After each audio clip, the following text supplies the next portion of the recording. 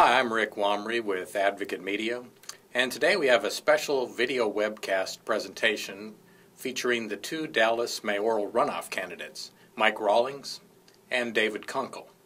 We'll be asking them a variety of questions today concerning the upcoming June 17th election.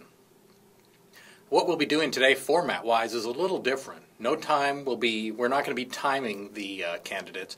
Instead, we'll be throwing a question out there, giving them an opportunity to talk about it, discuss it. If they choose not to comment, that's fine. But again, no time will be involved. We'll let them talk as long as they want, say as much as they want, or say as little as they want. And we'll have this done in two sections. One segment will be primarily about general issues involving the city, and the second section will involve strictly budget issues, stuff around the city budget, city financing, things like that. So without further ado, let's get started with our discussion today with the mayoral candidates. All right, first question for both of you guys. The Signature Bridge. I was driving out to the Rangers game this weekend, looking at what's up so far with the Margaret Hunt Hill Bridge. And maybe it's just me, but I'm kind of underwhelmed by $120 million going into that. I'm assuming you guys have been driving back and forth and have seen the progress so far. And again, I realize it's not done. Am I looking at this wrong? Any thoughts on that? Well, you know, art, I guess, in the eye of the beholder, and I'm one of those who doesn't quite get it yet, but with the strands going up, it makes a far better statement, in my view, than it did before. And I've seen other Calatrava work in Jerusalem and at SMU, and he seems, you know, to have a big impact, but I don't quite get it yet with the Margaret Hunt Hill Bridge. Yeah, I'm probably on the other side. I'm starting to see that, and I'm getting excited about it. I see what it's going to do to the skyline. I hear other people talking about it, and then I'm very excited about what it's going to do for West Dallas. And not only just have a bridge to West Dallas, but have something beautiful for West Dallas. I think it's an important neighborhood for Dallas, and to lift that up. I think it's going to be better when we get two of them up. I think the symmetry of that will be beautiful aesthetically. So it's probably more in my taste. Do we need two of them to make it work, given the funding issues with the second, potentially third bridges? Or can we still be, I guess as one of our readers said, can we and do we still want to be a world-class city, and this being kind of a part of that look? Well, I would say we do want to be a world-class city. I mean, I think it's extremely important. You know, to me, in my neighborhood, I want my home ownership value to go up, and that neighborhood to be strong. And I think one of the reasons people are moving into the city in these neighborhoods is they want to be a world-class city. I was with some Asian business people last night, and they want to bring business here. And they want to have strong neighborhoods to do that. But people want to be part of a world-class city. Not everybody. Everybody's got their own interest. For me, I think it's a better place to be a world-class city.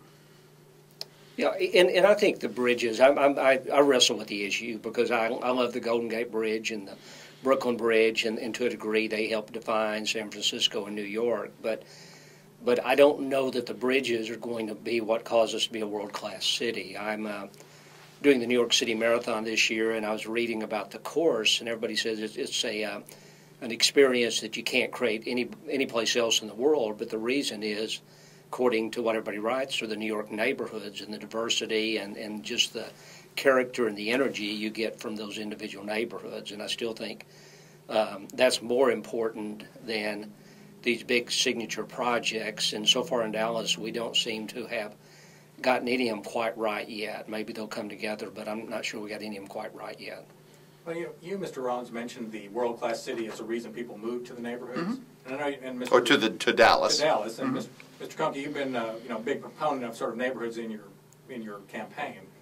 How does the bridge make me want to move to Oak Cliff or North Dallas or Lakewood? I mean, what's the link there? Well, I think, first of all, business. I think businesses move to world-class cities, and I think people are employed by business. And rooftops create enterprises like yours, and the whole thing starts to happen. There's a question of chicken and the egg, there's no question. But as throughout history, we know which came first, and is enterprise. And now enterprise needs to work for neighborhoods. And that doesn't mean that it's all about development. It's not. It's about the healthy nature of a neighborhood. But let's take, for instance, what is going to be a tremendous important city function, and I think build neighborhoods up. And that is this next week with the NBA Finals. A tremendous moment of pulling together for this city, whether you're in Lakewood or West Dallas. But they'd be here whether there's a bridge or not. Oh, but they wouldn't be there if it wasn't for the AAC. And that was a big ticket item that we needed to decide to build. And it took a mayor to pull Ross Perot and Tom Hicks together and knock their heads together and say, come on, guys, we can do this for Dallas. We can do this in neighborhoods. You know, look what's happened to the neighborhood where that is, and west of that. That whole downtown, uptown area is tremendous because of that. And that was a big item that made it. Now, you can maybe argue a bridge here or a bridge there, but big ticket items do help the growth of the city, and I think neighborhoods as well. Well, and see, that's where I disagree with Mike. I don't. There are projects that cities should invest in, and there's others that cities should not invest in, and that shouldn't be that all big projects are going to be appropriate and hit home runs and cause the city to develop. I think each one of them you have to look at how much are you going to invest of taxpayer dollars and what kind of return are you likely to get on that investment. I'm for one that thinks the AAC was a good investment because it was relatively cheap, and you have a facility that hosts probably over maybe 200 events a year at it. It brings people downtown, and it has served as a catalyst to the development in the Victory area, but that was actually not the way it was supposed to work. Originally, there was more low-scale retail, I think, that was intended to come in that area, and the economy tanked, and that didn't happen. And even Ross Perot Jr.'s vision of Victory, I heard him talk, and it was easy to get caught up in the magic when he's talking about this North Texas area had been underserved with very high-end retailers, and he was going to create a place for people to come where they could get very high-end eating and shopping experiences, and what a demand there was for that kind of activity. But he got it wrong, and not because he's a very smart man, but even very smart people get it wrong. Well, where do we agree or disagree, you think, in that regards? Because it sounded like you said AAC is a good one, right? That's what I was saying. AAC is a good one. I think AAC is a good one. And I agree with you that we got to take each one of them and look at them carefully. I think the deck park is a good investment. Good. Because it will bring uptown and downtown So together. I'm with you there. I'm not sure about the Calatrava bridges. All right, so we may disagree on the bridge themselves? Yeah, and when we started, I think Rick asked the question, and just the statement those bridges make, whether they or have the kind of impact. And for a that's world-class center. Yeah, I got you.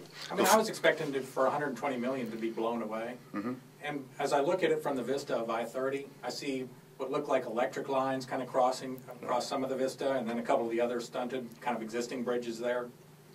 It's not like the Opera House in Sydney. Mm-hmm. It's not like the Eiffel Tower. And nor did anyone say it was going to be. But if I was Boeing, or if I was Pizza Hut, or if I was looking to move to Dallas or not, I don't know if that would, to me, make the difference.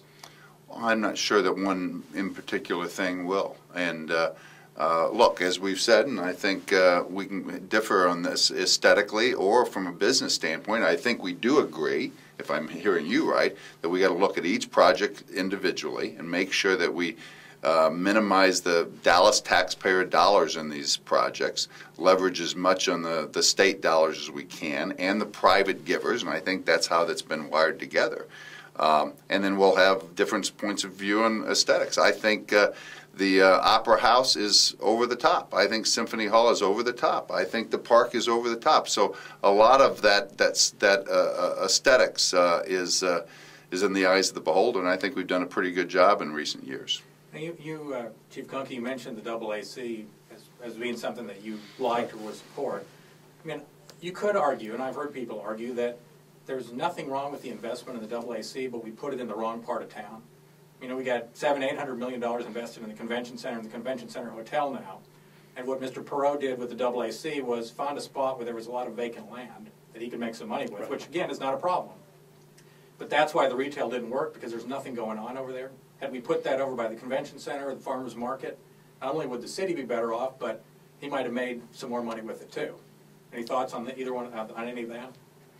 Yeah, I have watched the city of Dallas unfold in attempts to cause it to develop, and I think in the long term, having that, whatever it is, that west end of downtown with the Hyatt, and then the kind of the uptown area with Victory and Convention Center to the south, all, what each edge of downtown and the farmers market is a piece that probably needs to happen.